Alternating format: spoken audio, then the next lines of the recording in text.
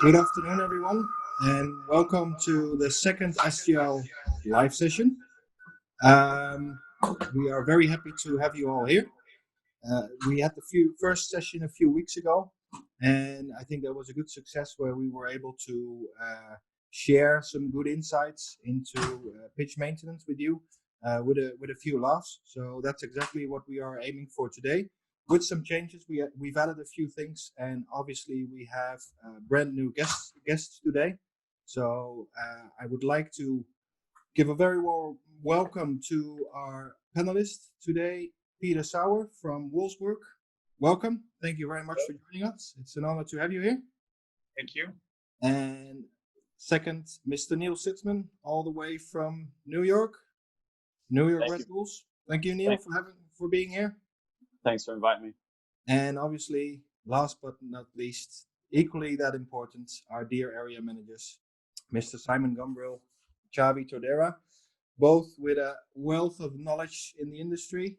Simon, you've been part of the first session already, so you are experienced. Very much so. Xavi, for you, it's the first time, so welcome. Sophomore. I'm a sophomore. Sorry? I'm a sophomore. Yeah, but you did very well when we introduced you in the previous first session, so that's why you've been promoted to be on today and discuss the matters with us. So excellent to all have you here, and let's get this started. Very good.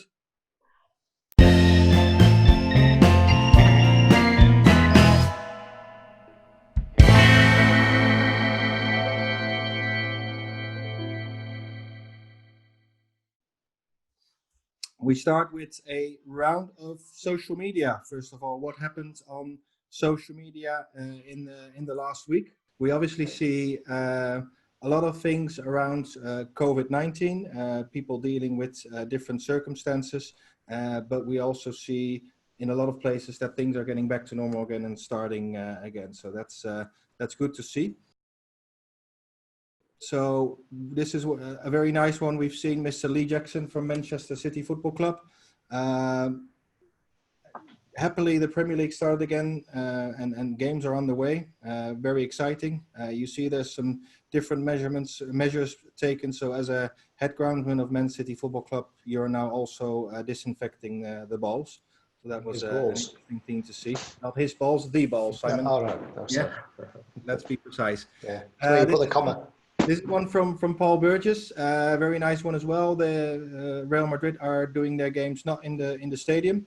That's a bit difficult at the moment because there's works on the way, but they are doing their games at the training ground at the Di Stefano Stadium.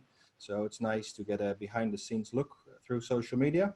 And obviously, what we've also been sharing a lot lately on our social media channels is that the UVC 180, we're going to discuss the UVC technology today in a lot more detail, but the UVC 180 is used by more and more customers to also create a safe playing service in relation to the COVID-19 virus.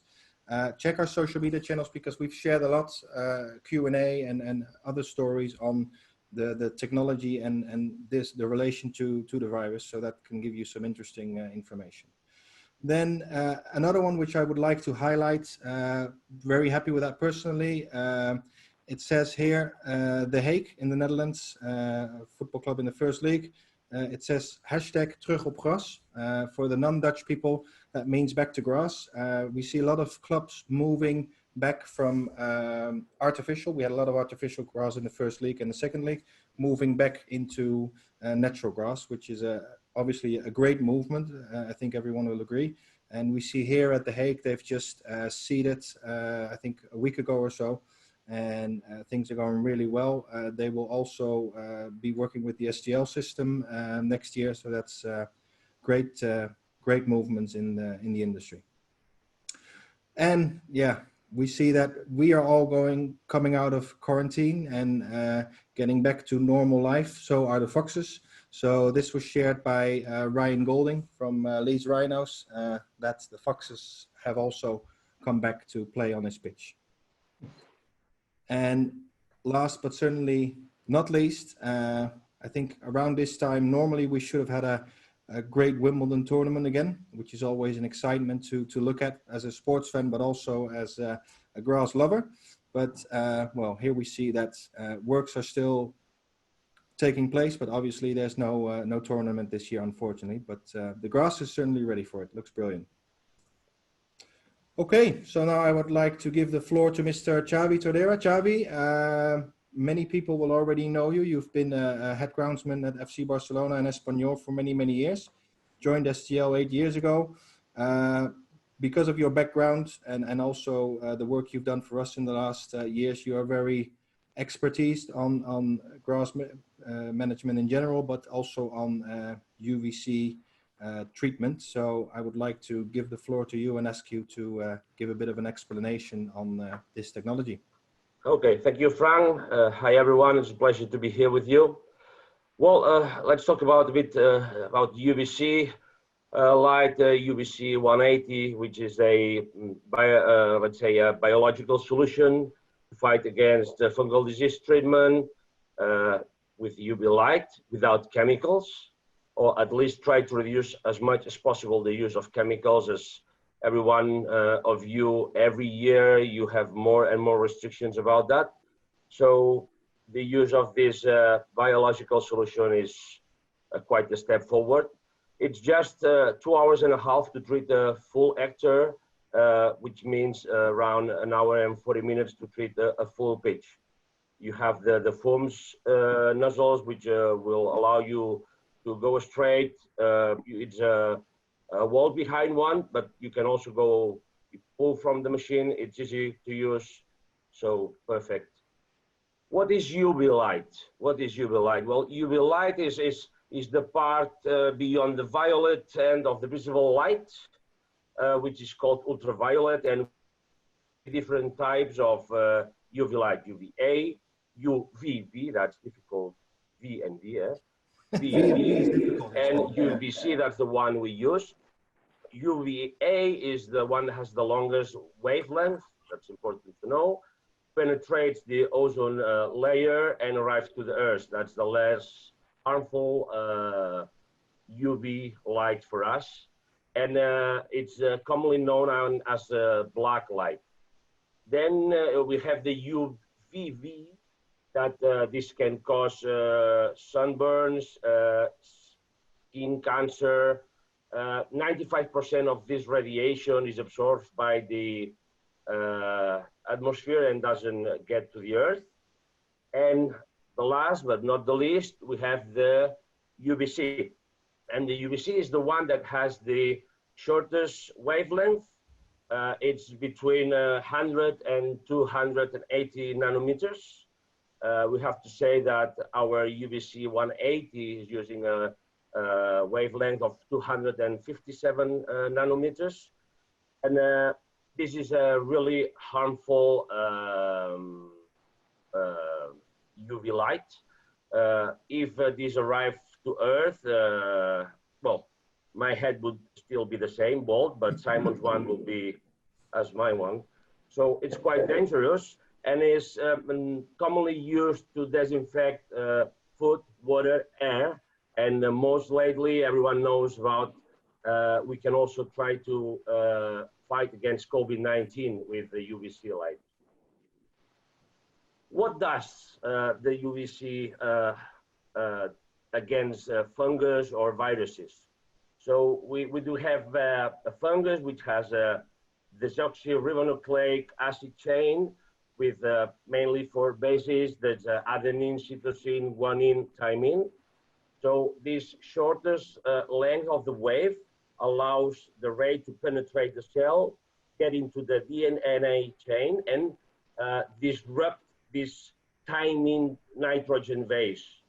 When this happens, the fungus is not able to spread or replicate anymore. So at the end, it dies. In case we are trying to fight against COVID-19, for example, which has a RNA chain, and it has not the same structure. There's no thymine, but we have another base called uracil. The uracil is the one which is attacked by the UVC, is disrupted again, and it breaks the ability of the virus to replicate. One of the good things of the UVC is that we can treat plants at a very early stage. So just after germination, we can treat plants. And here it comes, you see on the screen, the disease forecast model, which is based on past data and future data. So if you have an analyzer on the pitch, we can register and have data from the past days, which allow us to know how many hours the leaf has been under wet, which it was the temperature. And this together with weather focus prediction, all together with our math models from our agronomy department, will allow us to tell you which is your disease pressure during the following week. And depending on that, we can tell you, please use the machine once a week, every other day, every day. There's no damage. Another benefit is the plant, part of the UVC, will take that way to make it his own cells stronger and bigger. So all looks like benefits. So Xavi, if I understand it right, just to clarify, technically it's not a preventive measure in a way that you don't create a layer on the grass or whatever, but if you use it in the right way, in combination with the disease model, you can almost have it as a preventative measure because you get it in a very early stage, right? Yeah, the fact is to have a really proactive tool and in fact act against the disease when we don't even see it. So that's the most beneficial of it. It's totally preventive because we don't even see any damage. Imagine that you have a gray leaf spot attack on your pitch. When you see gray leaf spot on the pitch, it's because it's already spread in a big part of it. The big point is just use the machine before our eyes can see any damage on the pitch, but the spores of the gray leaf spot in this case would be already on the pitch. Xavi, thank you very much. That was interesting, even though it's quite difficult to tell an interesting story about this because it's all quite detailed literature, but you are an expert in that, so thank you very much. Later on we will discuss. Sorry, Xavi? No, I thought it was interesting at least for everyone. Very nice. Very nice. Later on we will discuss with Neal and Peter how they have experience using the machines, because they have been using it for quite a few years already. So there's expert users amongst us. That's great. Neal, if we first move on to the this or that, you are familiar with that. We are going to ask you, I'm going to ask you some questions. We don't want lengthy explanations. We don't want any details. We just want a choice, this or that. So let's get going. Right. -10 or +20? +20. Here we go. Move on. Burger or ribs? Oh, burger. Okay. UVC 180 or chemicals? UVC 180. Okay, that's the only answer What we're talking about. Next one, MU360 or LU440? We really like the LU440. Excellent. Spiders or snakes, Neal? Oh, snakes. Disease forecast or scheduled application? The disease forecast is coming in very handy. Very good. Pedestrian or ride-on? Pedestrian. We've got two criminals here on the mowers, but this is an important one, Neal. How about Red Bull? I don't know if the bosses are watching. Red Bull. Let's go for Red Bull. Oh, what a surprising answer. Mm-hmm. And then the last one, LED or HPS? LED. LED. Thank you. That's an interesting answer. We'll discuss that later. So on working with the UVC, gentlemen, your experiences. Simon, you already had a question for Neal? I did before you rudely interrupted me. But that's why I know. Moderator. I understand. Yeah. No, Neal, I was saying 3 years ago you bought into the UVC. In your growing environment, cool season grasses in a very warm region in the summer months, 100 degrees Fahrenheit on a regular basis, I believe. The reasons for the UVC, what were the reasons you chose the UVC apart from the excellent sales guy? Well, you touched on it already.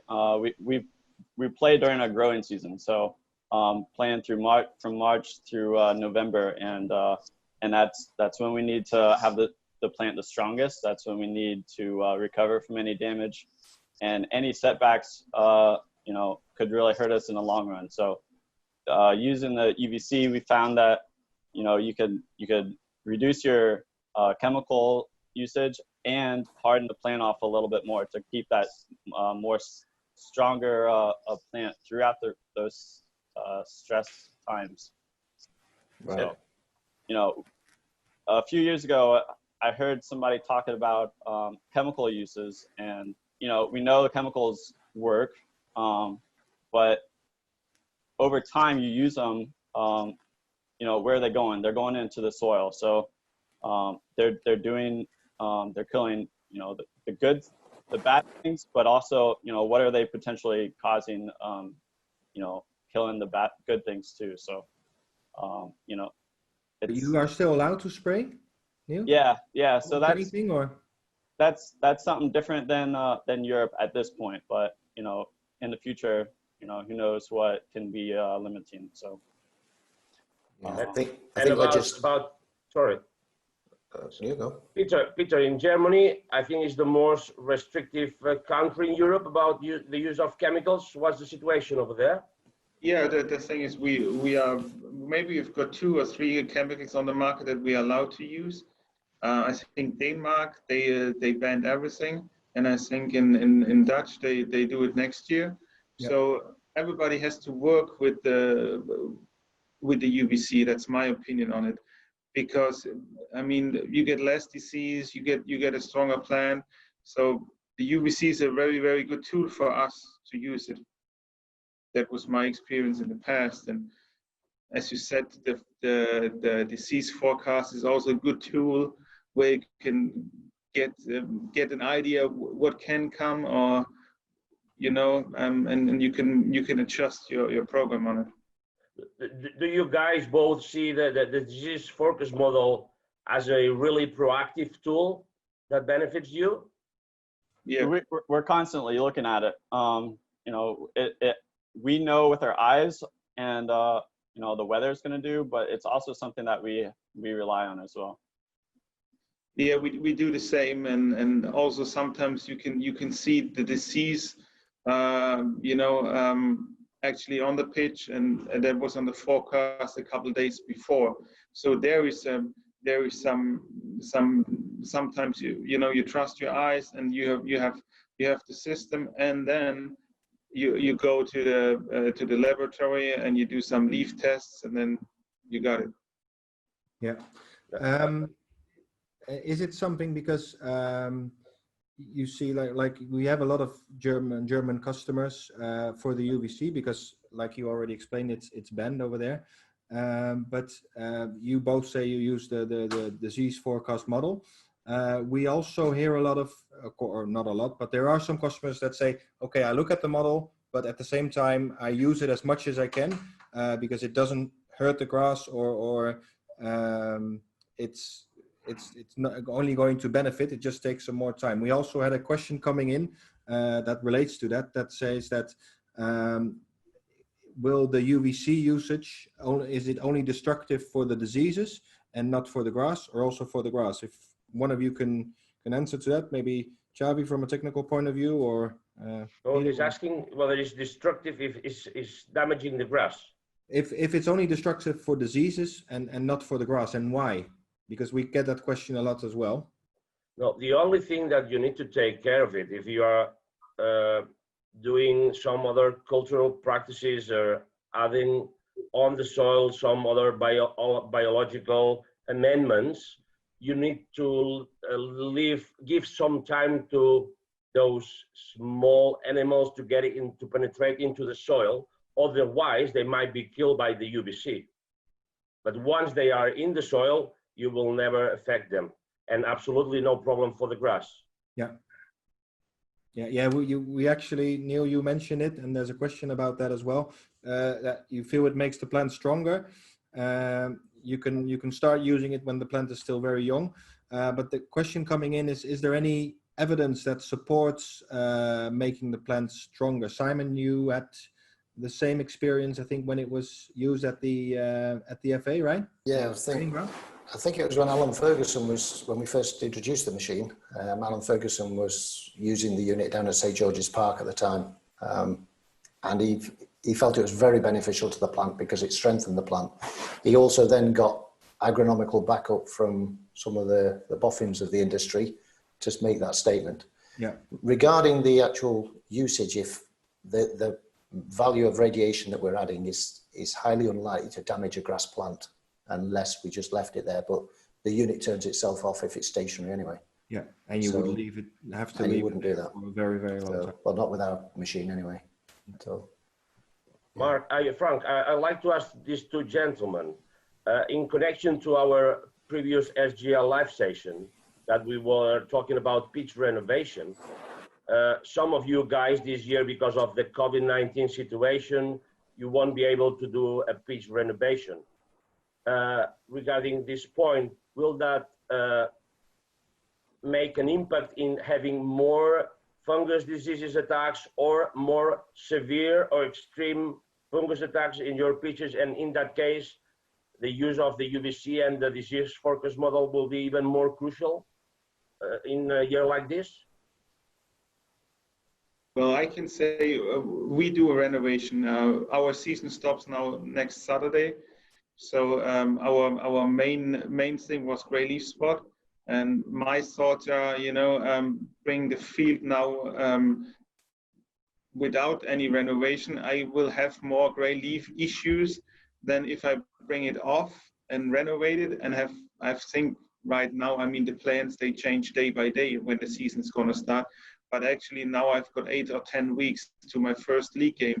So in the stadium, yes, I can do renovation, but I've got a problem that my training pitches, they will not get any renovations. They will get some scarifying, and that's the weak thing about this. Is where I have my most fears about it. I go in the summertime with scarifying, with whatever, I damage the plant, and I think I'm going to use it more than on the outside pitches than in the stadium this year. That's the plans, but as everybody knows, plans can change. Yeah, especially at these times.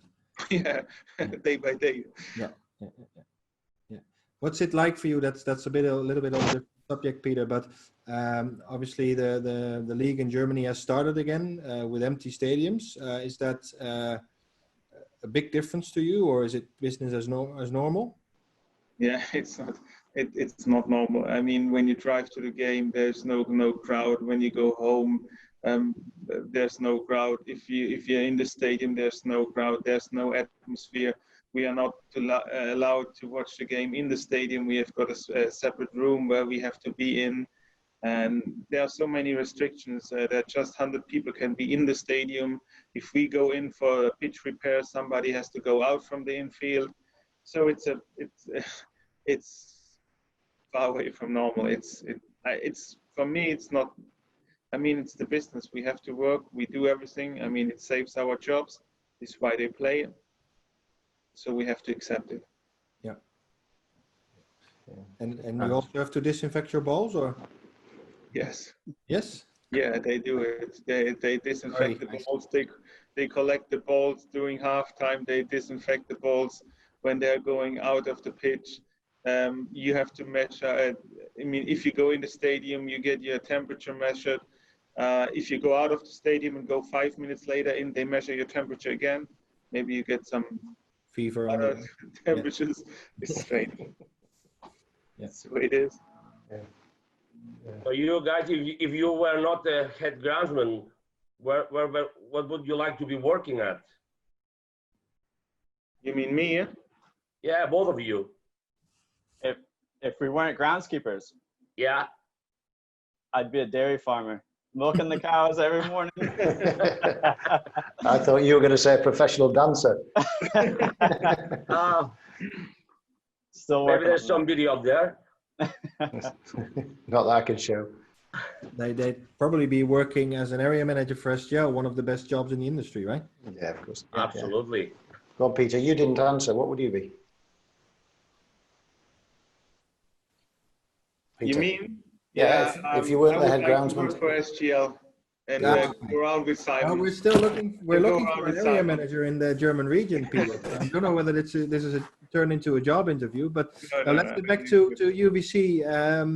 Neal, what we hear a lot as well as one of the benefits is that you can use it basically anytime you want. It's not related to weather, or it's not that you have to wait with your application because there's a game coming up or whatever.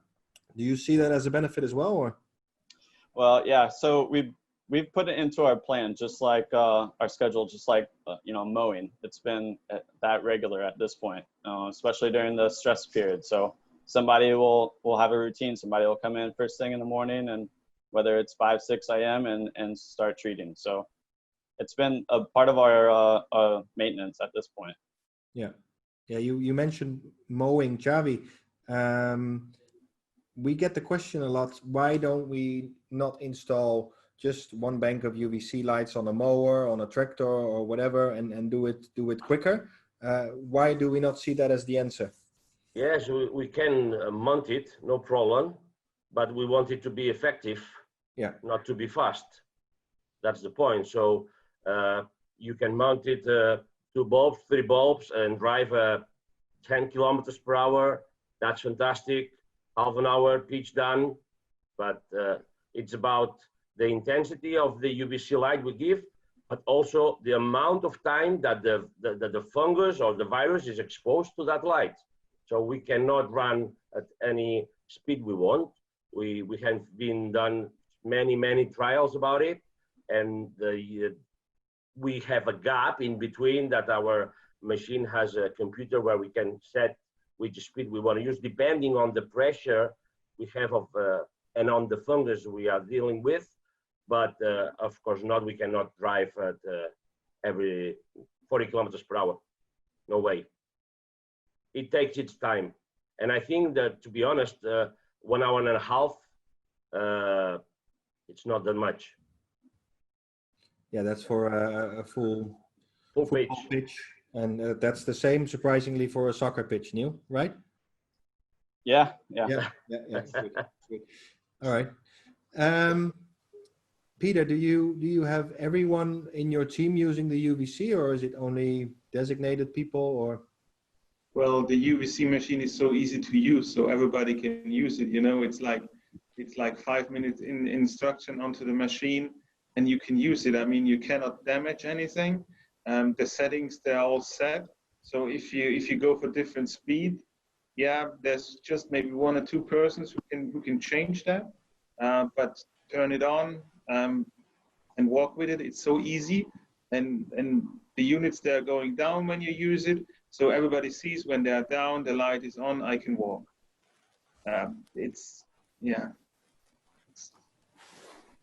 damn easy, I would say. Yeah. You've got to allow the machine, any machine, to do its job properly. And the forward speed and the intensity of the radiation is very, very important.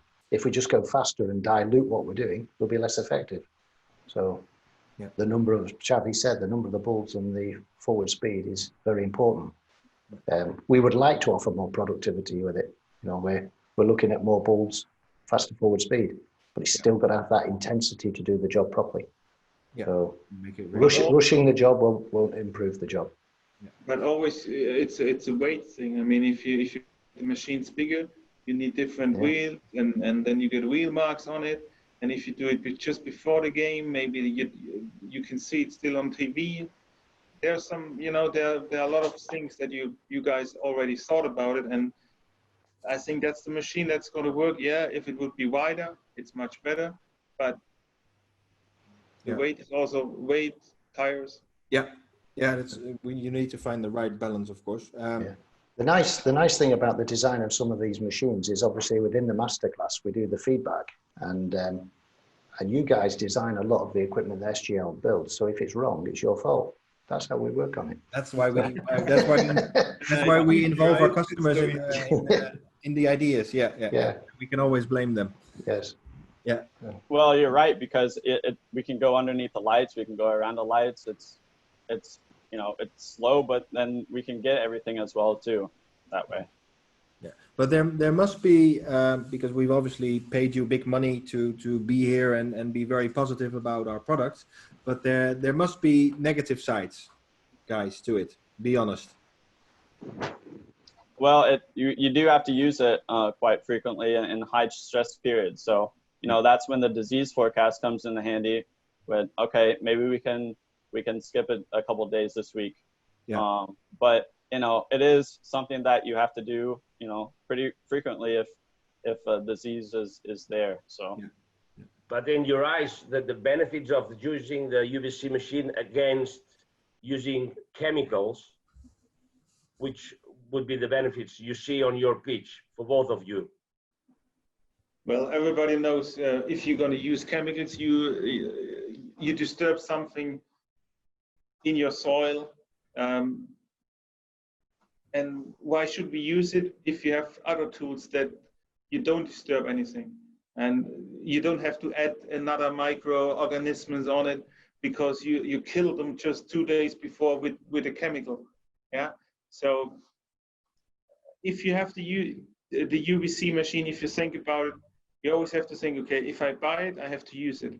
And in high stress periods, sometimes we use it 5 days, 7 days. So there's a guy coming in at the weekends and using it for 2-3 hours, and then he's gone. And on other weeks, I don't use it for weeks. When it's no pressure, nothing, I'm a person that will say, okay, we leave it. But then, like winter time, when we get snow mold issues, sometimes we use it every day. Yeah. But you say you've got that tool, so if you've invested, then use it. It's the same with the lightning rakes. If you have it, you use it. It makes no sense to have them outside in the stadium. Yeah, I agree. Do you both use it more for winter diseases or summer diseases? Do you experience any difference on the reaction of the plant or the fungus? Our biggest time we use it is during the season. So that March from the leaf spot times, cool, cloudy, and all the way through the summer heat and humidity. So to get those, and then it's a little bit less going into the fall. So we're not playing during the winter, and a lot of times there's snow already. So we kind of just let the field. We put our applications out and let the field get under a blanket of snow. So. Yeah, we use it in winter time as well a lot, I would say, because just of snow mold issues. And if you go over with a machine on snow mold, it's easy to handle. So we haven't sprayed now for snow mold 3 or 4 years, because always when we see some spots on the pitch, we use it 3-4 days in a row, and then it's gone. That's our experience. Then you really use it on that spot only, or you do the whole pitch? On the whole pitch. On the whole pitch. The whole pitch. I never use the machine on one area because the spores they go everywhere.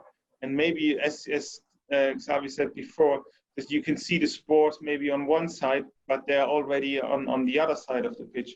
So we use it once, or we do everything or we do nothing. Yeah. I mean, sorry. There was a bee. I'm allergic. Sorry. That's direct. I thought that's live. That's live. I thought you could see flying spores. Yeah. Xavi always gets very passionate in his selling. So when the customer talks about spores, he pretends he sees the spores.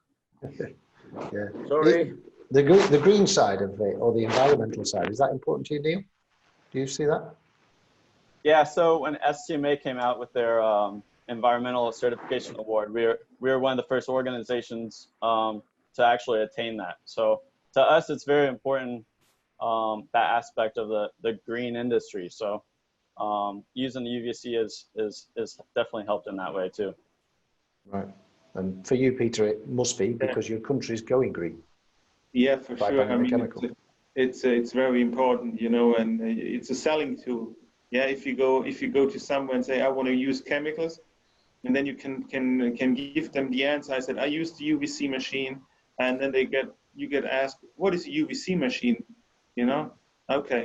Oh, you do so much against the disease before, and now you need something else. Maybe this is also a good tool, I think, for the industry, Yeah. not just for soccer or for football, Yeah. also for golf. Yeah. Great. Excellent. Thanks very much for that, gentlemen. Very interesting insights. Also, it's nice to see that you are really expert and active users. That gives a lot of helpful information. For anyone attending today that has more questions or seeing this later on video, feel free to contact us through email or social media and ask the questions. We can then forward them to Neal and Peter and Javi obviously as well. Simon has a lot of experience from working with his customers. So any questions, just feel free to ask us. So gentlemen, thank you very much. We have to move on, but we could have talked a bit more on that. Very interesting topic. But now, Peter, it's your turn. You have to do the this or that. I promise you there will be some easy questions. I also promise you there will be some difficult questions. Again, like Neal, no explanation, no clarification, no detail, just choose. So are you ready, Peter? Yes, I'm ready. Yes. Okay, here we go. Easy one. Tea or coffee? Coffee. Good. Data or gut feeling? I don't know who that guy is, but Data. data. Okay. Chairman for a week or player for a week? Player for a week. Player for a week. Okay, very good. LED or HPS? LED. We'll get to that later. Interesting. Heavy rain or heavy wind? Heavy wind. Heavy wind. Stadium or training ground? Stadium. Okay. Difficult one. Volkswagen or BMW? Maybe your bosses are looking too? Volkswagen, you know, you see it. What a surprising answer. I would have expected you to have a bit more guts to say either Coca-Cola or BMW, but okay, we get the easy answers. Then this one, Peter, gray leaf spot or Pythium? Pythium. Pythium, that's an easy one, I think, right? Thank you very much. Excellent. Now we move on to the next topic. This is one we will touch on shortly because LED is a topic on its own, actually. In a future live session, we will discuss a lot more about LED because it's a very interesting topic. And I think Simon and Javi, you can agree that wherever we go, before customers ask us how we are doing and if we are feeling well, they ask us the latest stories on LED.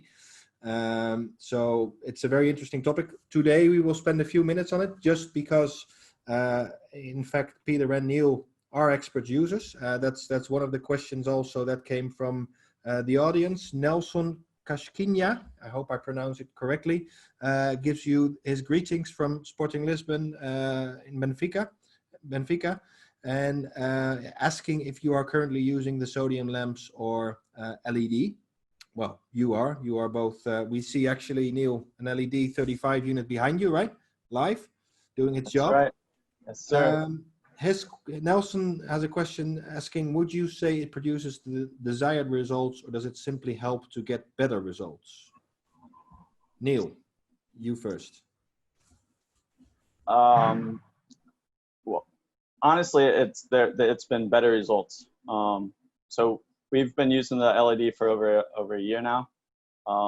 And when we first got it, we put it right to the test. So we had a lacrosse league come in, and we had 3 games in a weekend, and we said, well, we're going to treat one lacrosse crease compared to the other with the LED. So it was night and day difference of the durability of that area and the recovery of that area. So right off the bat, we knew that it was something that was very interesting and it works very well. So. It's nice because the sensors on it, it can tell it, you can set the parameters of when you need the heat or when, you can turn it off or percentage of the heat. And if there's enough light, then it turns itself off as well. So that's a a good part of that the unit as well. Yeah, because that's crucial, of course, the heat. There's also infrared heat to the system. Peter, Wolfsburg nights can get very cold too. How do you see that? Yeah, I mean, and then the heat is going to start, and you get the temperature what you need. We have the LU, no, the 200 LED unit, and it worked like really, really good. I mean, especially in when we have used it in September, October, when the temperatures are higher. So it worked brilliant. And there was a warm-up area for the goaltender. There was nearly no damage on the LED area. And on the other spots, we had the feeling in that time that we got more damage on the other areas than on the areas what we have treated with the LEDs. Yeah, it's okay. I know it can vary everywhere in the world, but I see. I think they're really, really good, the LEDs. Yeah. Yeah, I would emphasize that what you said, Frank and Niels, about the heat, that's crucial. Without the heat, we cannot not achieve the growth and the recovery of the grass. So it's a combination, I think, about it. Yeah. Yeah, the benefit of the LED is being able to add the heat and control the heat. That's a big benefit of it. Either no heat or, as you put, Neil, change the parameters. That's a big thing. But LED often comes with the energy saving tag, and it isn't necessarily the case. It can often be a lot more expensive to run the LED depending on what part of the world you're in. Yeah. So it's we've looked very hard into this, and we're working forward. We're going forward with this. LED. It's going to be something for the future. There's no doubt. Yeah. So, yeah, and that's also we something. believe that. Yeah, we work, and like you say, Simon, we've worked very hard on this. We've been doing research already for 10, 15 years together with Signify, our partner. Signify might not ring a bell with a lot of people, but that's Philips. So there's a lot of expertise externally and within the team, and we get a lot of feedback from our customer. But what we do want to always bring across, like Simon says, that it's not the magic energy saving tool. It's not as black and white as that. It can be a great tool, but yeah, you need the heat, and then you're not always saving energy. Yeah, we're very open in the fact that we can do a calculation on the sales side of it, a calculation to show you running costs for the period, for the projected running costs. Yeah. Because of our growth models, we'll know when you will need the heat. So we'll know when you need to add it and when you can turn it off. So the calculation could be done of how long it will take you to save the energy or save the monies to pay for the additional LED costs. So it's always worth looking into. Yeah. So, and it could be a hybrid system that one part of the stadium you have the HPS and the other end you have the LED. So your south end may be very cold. The north end might not be quite as cold. Yeah. For example, in Southern Europe, you could have some LED units in the south end and use them in summertime still. Which you wouldn't use the HPS with, but the rest of the year, you still might have more benefits with HPS than LED. Yeah. Okay. Neal, Peter, again, we have paid you big money to be positive and say good things. To be honest, we hear a lot of good comments from our customers using the LED systems in every climate because it's so versatile. You can use it. I know in Munich they use it when it's extremely cold because they can add more heat than they normally do, but they also use it in a hot August month. We get another question from Nelson. First of all, Nelson, thank you for being so active and participating and asking your questions. That's great. We love that. So he's thanking you for the answers, but he's asking, would you choose LED over sodium always? Both to Peter and Neal. And I think that's an interesting question. Would you choose LED over sodium? Well, Peter, you actually already answered it in your this or that. You would choose LED over sodium. Can you clarify? Yes, I would say I would use the LEDs from till December, I would say. Maybe in January, I would use the others, and February maybe also. But then the rest of the year, I would use just the LEDs. I think the LEDs are, I don't know, I have a good feeling with the LEDs, and I've got a good feeling with the others as well. But on the other side, our energy costs are really high in Germany. Yeah. So Yeah. at the end, maybe we can save some money with energy-wise. I mean, the units, they are more expensive to buy them. At the end of the day, you don't save money, but it's always environmental.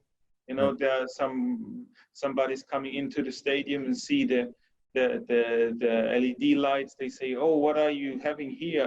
LED. It's going to save us some power." And that could be also a tool in the future for us. That, you know, power is always different. Everybody says you use too much power, and so we can save also some power, and it can help us for everything. Yeah. In LED, and everybody's going for LED. They change the floodlights in LEDs. They change the parking lights in LED. So everybody's coming under pressure, I would say, in the future. Yeah. And Neal, how do you see that? LED over HPS? Well, we're really comfortable using the HPS grow lights at this point. We've been using them for 10 years now. So, you know, the LED is a new technology, and it looks really promising. The thing that is very interesting on our end is that the LED we can use throughout the summer. So that's where I think it could be really helpful for us. You know, that's when we're trying to recover from games and things. So leaning towards LED, but we also really are comfortable with the HPS. Then I asked the salespeople, Javi, Simon, how can it be that we have two customers preferring LED and we don't sell that much LED? What's the reason behind it? Well, 15 years ago, you didn't have many people selling HPS, buying HPS either. Give me time. No, I think as Peter already mentioned, cost is an issue, investment is an issue. The investment costs are obviously much higher for the new LED systems than for the HPS systems, because it's new technology, but also because it's more advanced, like Neal said, with the software in it, the computers, etc. So it's quite a complicated lighting rig. And it's also what Simon said about the calculation of the cost. So it's not black or white, it's gray. And depending where you stay, it's even more beneficial to still stay with HPS than move to LED. So, right. Neal is right. In summertime, in hot climates, LED is fantastic. But then it is region to region, really is region to region, because if you took the summer sport away from Neal and gave him concerts, I would say sodium would probably be the answer, because he wouldn't necessarily need light without the heat. So if he played a tournament period like in the UK, in Europe, so it is, when we go in and we look at the costs or the most suitable product for the customer, LED is often a consideration, but cost comes into it, and application. Would there be benefits for you having LED? So. Very good. As you can see, there's plenty to talk about LED. That's why in a future session we will have a full hour almost dedicated to LED. Peter and Neal, maybe we then ask you to participate as well because of your experience in this. Right now we are going to introduce to you a new thing in SGL Live, which is the live pitch visit, and we'll start very nearby today.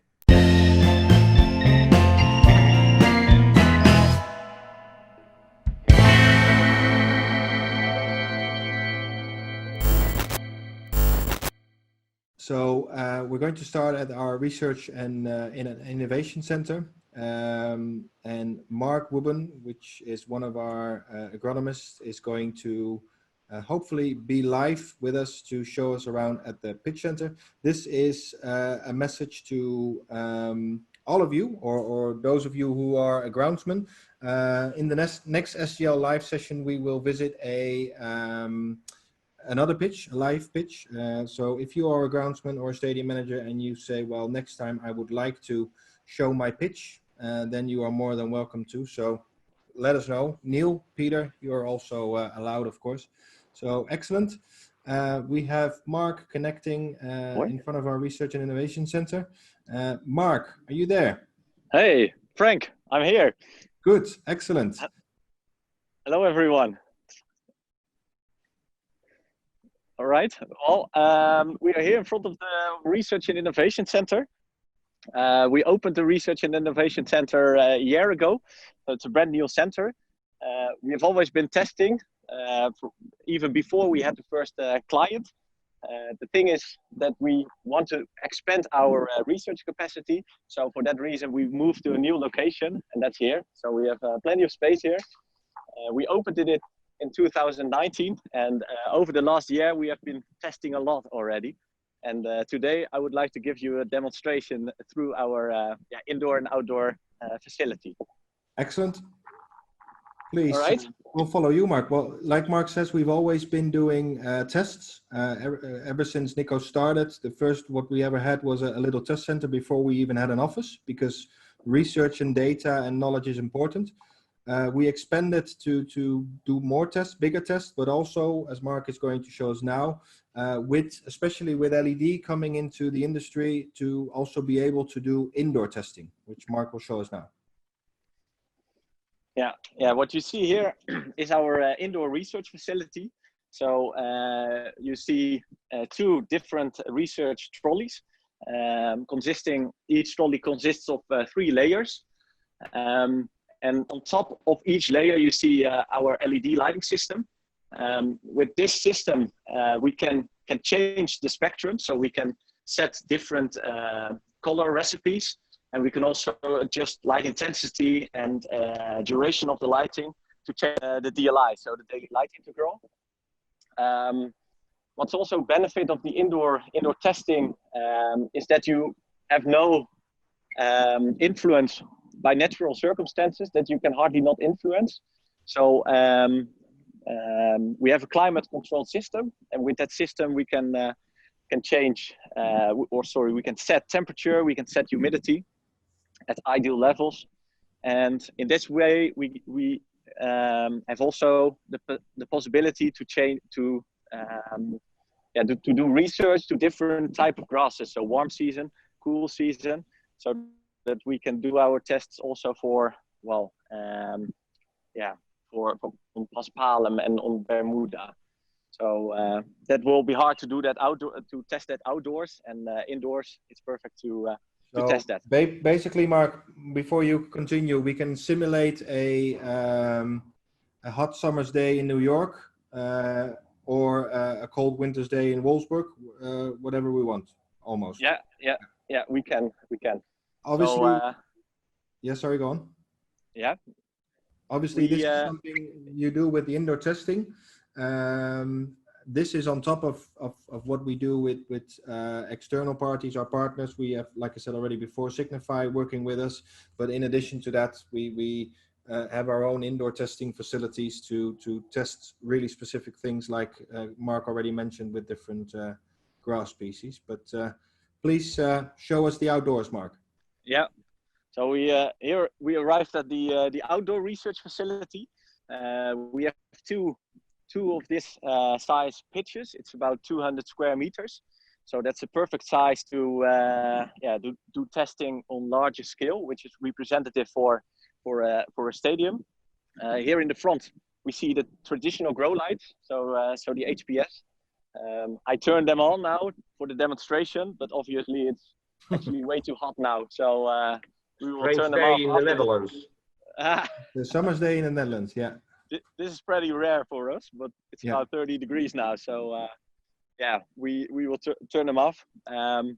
What we have here is a pitch that is also equipped like a stadium pitch. So we have an undersoil heating system.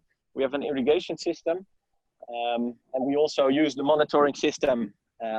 Each section has its own monitoring system, so that we can follow the growing conditions, like soil conditions, but also the conditions like we have now to determine turf grass stress, etc. Yeah, that's what we test on this side. Now I would like to show you a different light source. that's the LED lighting systems.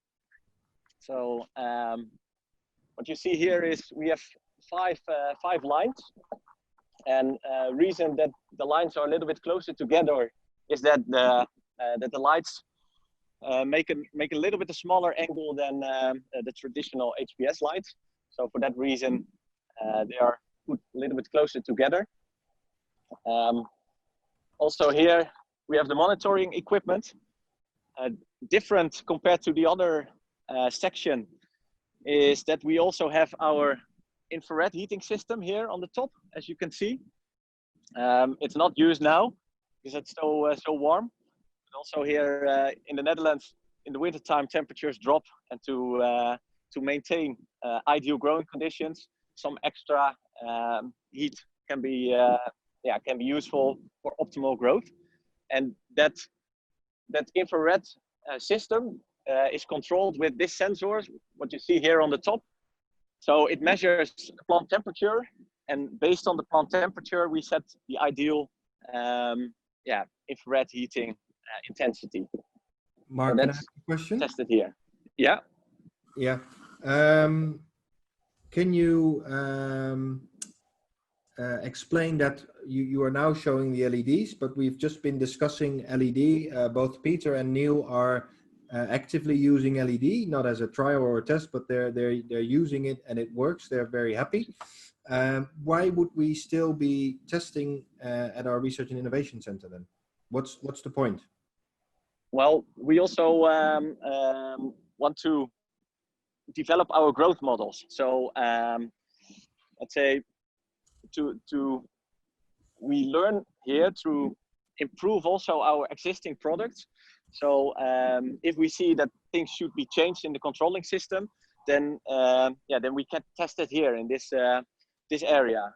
The differences, let's say the distances between the lights is exactly the same as Neal, his LED 35 unit, and Peter's LED 200 unit. So we simulate exactly the same situation.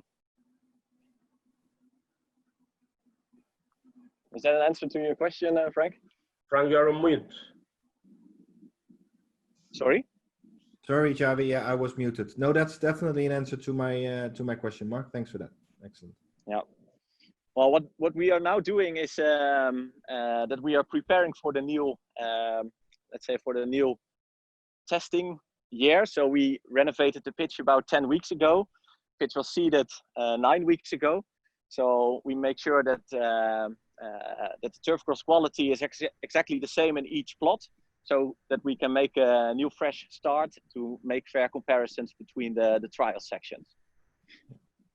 Okay. Yeah, so that's very good. Let's say not in too many detail, but just a quick tour through our research center. That's what we want. Quick tours. Excellent. Mark, can you just clarify you do all the light spectrum testing in the indoor areas? You test all the different spectrums. Yeah, what we have the ability indoor to test every spectrum. So each color and in different, let's say a little bit more red or a little bit more blue. We have done these tests already. So result of those tests is that we found an optimal light spectrum of 95% red and 5% blue. That's what we have here. If we would see that a different light recipe would be interesting, if that turns out indoor research, then we will test it on a larger scale outside. Right, that's good. Yeah. Good. Yeah. Okay. So yeah, that's our approach. We test indoors, and then if we see interesting things, then we can put it on a larger scale. Okay. Very good. All right. Yeah. Thank you. Mark, thank you very much. It was an honor to have you as our first SGL live pitch visit. I hope the honor was the same for you. Absolutely, absolutely. That will be, you will be remembered for that forever, Mark. All right. Well, my regards to everyone who's listening and watching, and well, that's our tour for today. Excellent. Thank you very much, Mark. All right. See you soon, guys. See you soon. Bye. Bye, Mark. Very good. So again, please, we cannot show our Research and Innovation Center every time. So if you want to show us your pitch, show us what you're doing, maybe you're in the middle of a renovation or have any other interesting news to share with us. If you want to show your tools or whatever, and I mean your groundsman tools, that would be very good. Let us know, and we will have you, like Mark, invited on the next SGL live session. So that wraps it up almost for today. Before we can finish, I would like to give you a quick summary of what we discussed today. We've learned that Neal surprisingly prefers Red Bull over Coca-Cola. UVC light breaks down DNA, as Xavi explains. It's effective and sustainable, but it's not a magic tool. So you have to actually use it and ideally use the disease model and be very active, like the two gentlemen are. Peter wants to be a player for a week. We didn't ask you for which team, Peter, but we'll do that next time. We touched on LED a little bit, that I think the main benefit is the fact that you can control light and temperature independently. But that's something that we will discuss in a future SGL Live, which will be announced soon. Gentlemen, I would like to thank you all. Great for being here from, well, all over the world, literally. It was a pleasure to have you. I don't know if you have anything to add or to ask. No, thanks for having me on and talking a little bit about what we use on the field and you know what the future holds for us. So thank you. Excellent. Thank you too. Yeah, thank you very much for everything. And it was the first time that I've using such a seminar like that. It's great fun. Thanks. Great. Thank you very much. We really enjoyed it. Thanks, Neal. Very interesting. Thank you all for your time, and we see you at a next SGL Live.